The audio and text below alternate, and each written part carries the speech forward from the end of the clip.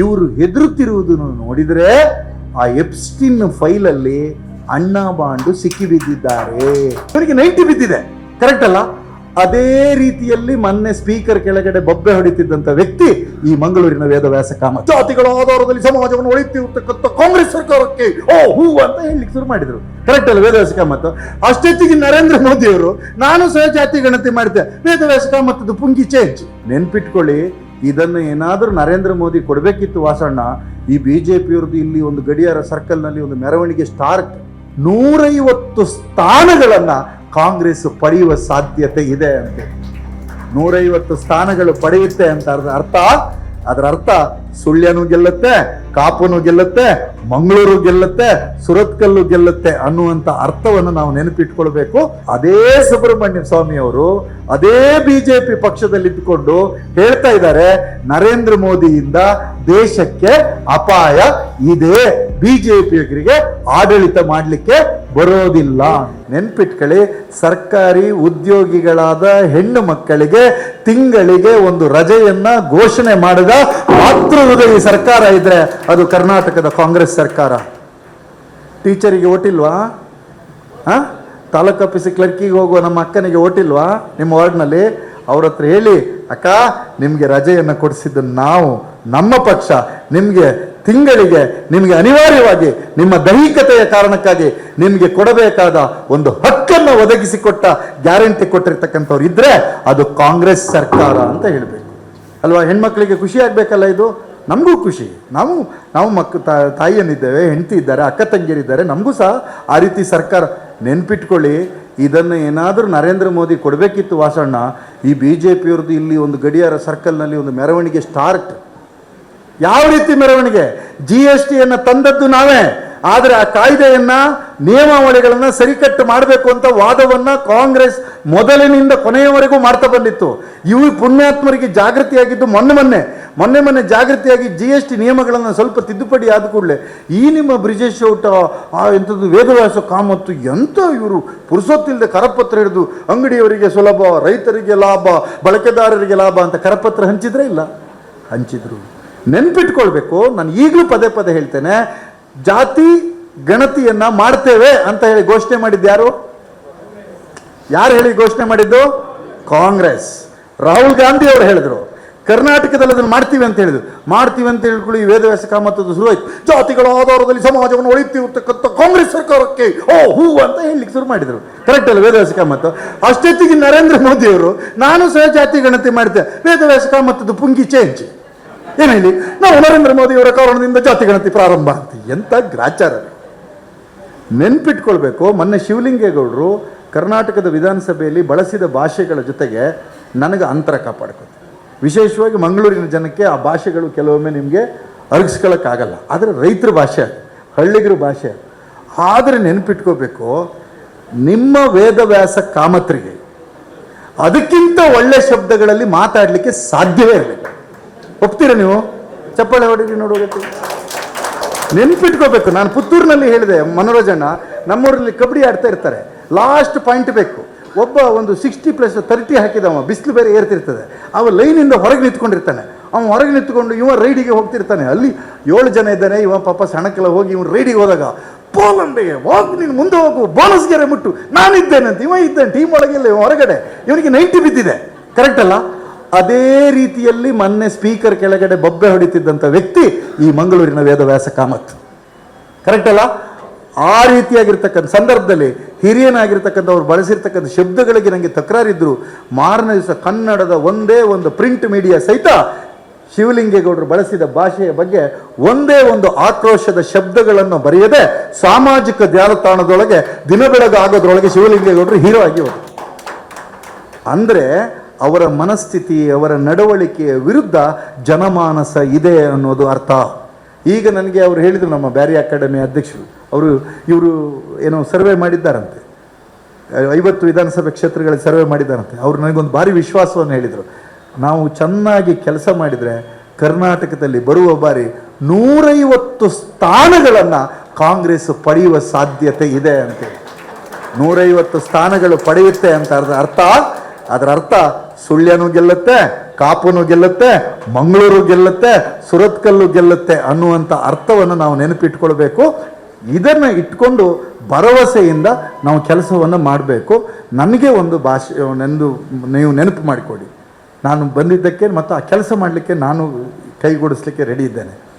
ದಯವಿಟ್ಟು ನಾವು ಅವರು ಮಾಡಿದ ಸಮಾಜೋತ್ಸವ RSSಗೆ 100 ತುಂಬಿದ್ದ ಲೆಕ್ಕದಲ್ಲಿ ನಾನು ಒಬ್ಬರ ಹತ್ರ ಕೇಳಿದೆ ನಮ್ಮೂರಲ್ಲಿ, ಅದು ಎಂತಕ್ಕೆ ಮಾರೆ RSSಗೆ ತುಂಬಿದ್ದಕ್ಕೆ 100 ತುಂಬಿದ್ದಕ್ಕೆ ಅಂತ ಬ್ಯಾನರಲ್ಲಿ ಹಾಕಲಿಲ್ಲ. ಈ ಸುಮಾರು ಜನ ಸ್ವಾಗತ ಸಮಿತಿಗೆ ಬರುವುದಿಲ್ಲ ಮಾರ್ರೆ ಅಂತ. ಯಾಕೆ ಅವರು RSS BJP ಅಂತ ಇರೋದು ಬೇಡ, ಹಿಂದೂ ಅಂತ ಇದ್ರೆ ಬರ್ತೀವಿ ಅಂತ ಇವು ಹಾಗೆ ಹಾಕ್ಕೊಂಡು ಹೋಗಿದ್ದಾರೆ. ನೆನ್ಪಿಟ್ಕೊಳ್ಳಿ, ಅವರಿಗೂ ಸಹಿತ ಸ್ಪಷ್ಟವಾಗಿ ಗೊತ್ತಾಗಿದೆ ಅವರ ವಿಚಾರವನ್ನು ಜನ ನಿರಾಕರಿಸುತ್ತಿದ್ದಾರೆ.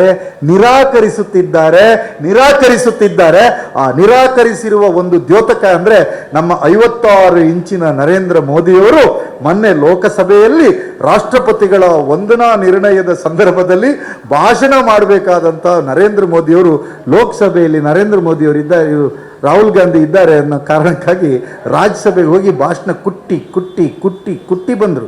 ಅವರೊಬ್ಬರು ಸ್ಪೀಕರ್ ಇದ್ದಾರೆ, ಸ್ಪೀಕರ್ ಬಗ್ಗೆ ನಾವು ಹಾಗೆ ಹೇಳಬಾರ್ದು, ಆದರೂ ಸಹಿತ ಹೇಳ್ತೇನೆ, ಹೇಳದೇ ಇರುವ ಅನಿವಾರ್ಯತೆ ಇಲ್ಲ. ಆ ಸ್ಪೀಕರ್ ಹೇಳ್ತಾರೆ, ನಾನೇ ಮೋದಿಯವ್ರನ್ನ ಬರಲಿಕ್ಕೆ ಬೇಡ ಅಂತ ಹೇಳಿದ್ದು, ಯಾಕಂದರೆ ಬಂದಿದ್ರಿ ಈ ಕಾಂಗ್ರೆಸ್ಸಿನ ಮಹಿಳಾ ಸಂಸದರೆಲ್ಲ ಸೇರಿ ಅವರನ್ನು ಅಟ್ಯಾಕ್ ಮಾಡ್ತಿದ್ರು. ಅದನ್ನು ಅಟ್ಯಾಕ್ ಮಾಡಲಿಕ್ಕೆ ಇದು ಏನು ನಮ್ಮ ಮಂಗಳೂರಿನ ಪುರಭವನದ ಸರ್ಕಲ್ಲ ಏನು? ನಮ್ಮ ಲೋಕಸಭೆಯಲ್ಲೇ ಒಬ್ಬ ಪ್ರಧಾನಮಂತ್ರಿಗೆ ಭಯ ಇದೆ ಅಂದರೆ ಇವರು 56 ಇಂಚಿನ ಬಗ್ಗೆ ಡೌಟ್ ಇದೆ. ಡೌಟು ಇನ್ನೂ ವಿಸ್ತೃತವಾಗಿದೆ. ಮುನೀರ್ ಅವರು ನನಗೆ ಕಾರಲ್ಲಿ ಬರುವಾಗ ಹೇಳಿದರು, ಇವರು ಹೆದರುತ್ತಿರುವುದನ್ನು ನೋಡಿದರೆ ಆ ಎಪ್ಸ್ಟಿನ್ ಫೈಲಲ್ಲಿ ಅಣ್ಣಾ ಬಾಂಡ್ ಸಿಕ್ಕಿಬಿದ್ದಿದ್ದಾರೆ. ಧೈರ್ಯವಾಗಿ ಹೇಳಿ, ಏನೂ ಆಗೋದಿಲ್ಲ, ಏನಾದರೂ ನಾನು ವಕೀಲನಾಗಿ ನಿಮ್ಮನ್ನು ಡಿಫೆಂಡ್ ಮಾಡ್ತೇನೆ. ಸಿಕ್ಕಿಬಿದ್ದಿದ್ದಾರೆ. ಆದ್ದರಿಂದ ಮೊನ್ನೆ ಯಶವಂತ್ ಸಿನ್ಹಾ ಅವರು ದಯವಿಟ್ಟು ನೋಡಿ, ನೀವು ಅವರು ಯಾವುದೇ ಪಕ್ಷ ಇರಲಿ, BJPಯ ಫಿನಾನ್ಸ್ ಮಿನಿಸ್ಟರ್ ಆಗಿದೆ, ಮಾರ್ನಸ್ ಒಂದು ಇಂಟರ್ವ್ಯೂ ಕೊಟ್ಟಿದ್ದಾರೆ ನೋಡಿ, ಒಂದು ಇಂಗ್ಲೀಷ್ ವೆಬ್ ಚಾನಲ್ಗೆ. ತುಂಬ ಸ್ಪಷ್ಟವಾಗಿ ಹೇಳಿದ್ದಾರೆ, ರಾಹುಲ್ ಗಾಂಧಿಯವರು ಒಬ್ಬ ಯಶಸ್ವಿ ವಿರೋಧ ಪಕ್ಷದ ನಾಯಕ ಅನ್ನೋದು ಮೊನ್ನೆ ಒಂದೇ ದಿನದ ಅವರ ಕೌಂಟರ್ನಲ್ಲಿ ಅವರು ಅದನ್ನು ರುಜುವಾತು ಪಡಿಸಿದ್ದಾರೆ. ಮತ್ತು ಈ ದೇಶದ ಜನ ಈ BJPಗರ ಸುಳ್ಳುಗಳನ್ನು ಜನ ಈಗ ಅರ್ಥ ಮಾಡಿಕೊಳ್ಳಲಿಕ್ಕೆ ಪ್ರಾರಂಭ ಮಾಡಿದ್ದಾರೆ ಅಂತ ಯಾರು ಹೇಳಿದ್ದು? ಯಶವಂತ್ ಸಿನ್ಹಾ. ಮೊದಲೊಬ್ಬರು ಇದ್ದರು, ಆಧಾರ್ ನಿರಾಧಾರ್ ಅಂತ ಒಬ್ರು ಟೈಟ್ಲ್ ಕೊಟ್ಟವ್ರು ಯಾರು ಹೇಳಿ? ಈ ದೇಶದಲ್ಲಿ ನಾವು ಆಧಾರ್ ತಂದಾಗ ಮರಿತೀರ ನೀವೆಲ್ಲ? ಸುಬ್ರಹ್ಮಣ್ಯ ಸ್ವಾಮಿ ಬೆಂಗಳೂರಿನ ಮಿಥಿಕ್ ಸೊಸೈಟಿಯ ಸಭೆಯಲ್ಲಿ ಆಧಾರ್ ನಿರಾಧಾರ್ ಅಂತ ಕೋಟನ್ನು ಮಾಡಿದ್ರು ಅವರು. ಅದೇ ಸುಬ್ರಹ್ಮಣ್ಯ ಸ್ವಾಮಿ ಅವರು ಅದೇ BJP ಪಕ್ಷದಲ್ಲಿದ್ದುಕೊಂಡು ಹೇಳ್ತಾ ಇದ್ದಾರೆ, ನರೇಂದ್ರ ಮೋದಿಯಿಂದ ದೇಶಕ್ಕೆ ಅಪಾಯ ಇದೆ, BJPಯವರಿಗೆ ಆಡಳಿತ ಮಾಡಲಿಕ್ಕೆ ಬರೋದಿಲ್ಲ ಅಂತ. ಹೌದಲ್ಲ? ನಾವು ಈಗ ಗಟ್ಟಿಯಾಗಿ ಮಾತನಾಡ್ತಕ್ಕಂಥ ಸಮಯ, ಗಟ್ಟಿಯಾಗಿ ಪ್ರಶ್ನೆಯನ್ನು ಕೇಳ್ತಕ್ಕಂಥ ಸಮಯ. ನಾವು ಈಗ ಅದನ್ನೇ ನಮ್ಮ ಡೆನ್ನಿಸ್ ಅವರು ಹೇಳಿದರು, ನಾನು ಅದನ್ನೇ ಹೇಳಿದೆ, ಸ್ವಲ್ಪ ನಮ್ಮವರು ಹೆಚ್ಚು ಮಾತಾಡಲಿಕ್ಕೆ ಕೆಲವು ಪಾಯಿಂಟ್ ಹೇಳಿಕೊಂಡು ಹೋಗೋಣ. ಇದನ್ನು ಜನರ ಎದುರುಗಡೆ ನೀವು ಗಟ್ಟಿಯಾಗಿ ಮಾತಾಡಬೇಕು. ಇಲ್ಲ ಅಂತಂದರೆ ಕೆಲವರು ನಮ್ಮ ಅಕ್ಕಂದ್ರೆಲ್ಲ ಹೇಳೋದು ಉಂಟು, ಹೆಂಗೆ ಗೊತ್ತುಂಟ? ಅಲ್ಲಿ ಮದುವೆ ಮನೆಗೆ ಹೋದರೆ ಮಾರ್ರೆ ನಾವು ಯಾಕೆ ಕಾಂಗ್ರೆಸ್ನವರು ಹೋದರು ಅಂತ ಆಯಿತು.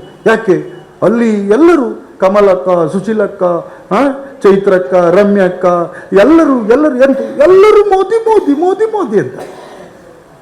ನೆನ್ಪಿಟ್ಕೊಳ್ಳಿ, ಅದೇ ಜನರ ಬಾಯಲ್ಲಿ ಮೋದಿ ಹಟಾವೋ ದೇಶ್ ಬಚಾವೋ ಅನ್ನುವಂಥ ಘೋಷಣೆ ಅದೇ ಶ್ರೀಸಾಮಾನ್ಯ ಜನರಿಂದ ಬಂದೇ ಬರುತ್ತೆ ಅನ್ನೋ ಕಾರಣಕ್ಕಾಗಿ SIR ಸಬ್ಜೆಕ್ಟನ್ನು ಇಟ್ಕೊಂಡು ವಾಸು ಅವರು ಹೇಳಿದರು, ಈ ಮುಖೇನ ಬಡವರು, ರೈತರು, ಕಾರ್ಮಿಕರು ಇಂಥ ವರ್ಗ ನಮಗೆ ಮತ ಕೊಡ್ತಾ ಇಲ್ಲ ಅನ್ನುವ ಕಾರಣಕ್ಕಾಗಿಯೇ ಅವರ ಹೆಸರುಗಳನ್ನು ಡಿಲೀಟ್ ಮಾಡಲಿಕ್ಕಾಗೇ ಈ SIR ಅನ್ನುವ ಒಂದು ಸಂಚನ್ನು ಹಾಕಿ ನಮ್ಮ ಮೇಲೆ FIR ಅನ್ನು ಹೂಡಿದ್ದಾರೆ ಅನ್ನುವ ಕಾರಣಕ್ಕೆ ಈ ಸಂದರ್ಭದಲ್ಲಿ ನಾವೆಲ್ಲರೂ ಸೇರಿ ಗಟ್ಟಿಯಾಗಿ ಹೇಳೋಣ. ಅದೇನೆಂದ್ರೆ, ಬೋಲೋ ಭಾರತ್ ಮಾತಾ ಕಿ, ಬೋಲೋ, ಇನ್ನೊಂದ್ಸತಿ ಹೇಳಿ, ಬೋಲೋ ಭಾರತ್ ಮಾತಾ ಕಿ. ಜವಾಹರ್ಲಾಲ್ ನೆಹರು ಭಾರತ್ ಮಾತೆ ಅಂದ್ರೆ ಯಾರನ್ನಂತ ಹೇಳಿದ್ರು?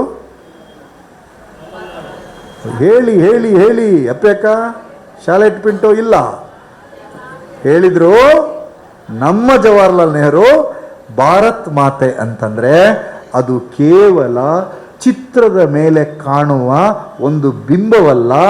ಈ ದೇಶದ ಪ್ರತಿ ಹೆಣ್ಣು ಮಗಳು ಕೂಡ ಭಾರತ್ ಮಾತೆ ಅಂತ ಘೋಷಣೆ ಮಾಡಿಸಿದ್ದು ನಮ್ಮ ನಾಯಕರಾದಂತಹ ಜವಾಹರ್ಲಾಲ್ ನೆಹರು. ಡಾಕ್ಯುಮೆಂಟ್ ಇದೆ, ಏನು ನಾನು ಸುಮ್ಮನೆ ಹೇಳ್ತಾ ಇಲ್ಲ. ಈ ಕಾರ್ಯಕ್ರಮದ ಪ್ರಾಯೋಜಕರು Gadiyar group of companies, specialised in piling and shoring, engineering consultancy, firefighting, steel structures, real estate. Office, SIT Tower, Silicon Oasis, Dubai, UAE. ಸ್ನೇಹಿತರೆ, ನಿಮ್ಮ ಅದ್ಭುತ ಬೆಂಬಲದಿಂದ ಸನ್ಮಾರ್ಗ ನ್ಯೂಸ್ ಚಾನೆಲ್ ಈಗ 2 ಲಕ್ಷ ಸಬ್ಸ್ಕ್ರೈಬರ್ಗಳನ್ನು ದಾಟಿದೆ. ಇದು ನಮ್ಮ ಯಶಸ್ಸಲ್ಲ, ಇದು ನಿಮ್ಮ ಯಶಸ್ಸು. ನಮ್ಮ ಮುಂದಿನ ಗುರಿ 4 ಲಕ್ಷ. ಇದು ಕಷ್ಟವಲ್ಲ. ನೀವು ಮಾಡಬೇಕಾದದ್ದು ಸಿಂಪಲ್. ನೀವು ಸನ್ಮಾರ್ಗ ನ್ಯೂಸ್ ಚಾನೆಲ್ ವಿಡಿಯೋವನ್ನ ನಿಮ್ಮ ಸ್ನೇಹಿತರಿಗೆ, ಕುಟುಂಬದವರೊಂದಿಗೆ ಹಂಚಿಕೊಳ್ಳಿ ಮತ್ತು ಅವರಲ್ಲೂ ಸಬ್ಸ್ಕ್ರೈಬ್ ಮಾಡಲು ಹೇಳಿ. ನೀವು ಶಕ್ತಿಯನ್ನು ಕೊಡಿ, ನಾವು ನಿಖರ ಸುದ್ದಿ ಕೊಡ್ತೇವೆ. ಧನ್ಯವಾದಗಳು.